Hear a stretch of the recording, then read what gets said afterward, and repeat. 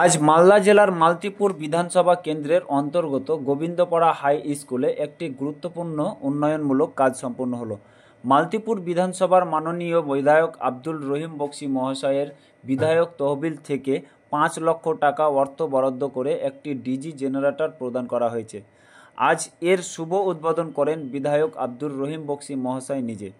এছাড়াও এই অনুষ্ঠানে উপস্থিত ছিলেন মালতীপুর বিডিও শ্রী শান্তনু চক্রবর্তী, পঞ্চায়েত সমিতির সভাপতি শ্রী সাহা, মালতীপুর থানার এসআই হানিফ আলী, ব্লক সভাপতি আবু কালাম আজাদ, পঞ্চায়েত সমিতির কর্মদক্ষ আশরাফুল হক ও বিশিষ্ট শিক্ষাবিদবৃন্দ। এই ডিজি জেনারেটরের মাধ্যমে স্কুলের শিক্ষার্থীরা আরও উন্নত পরিবেশ শিক্ষা লাভ করতে পারবে বলে রহিম বক্সী মহাশয় জানিয়েছেন। এছাড়াও রহিম বক্সী মহাশয় কি বলেছেন সরাসরি শোনাবো আপনাদের মাঝে।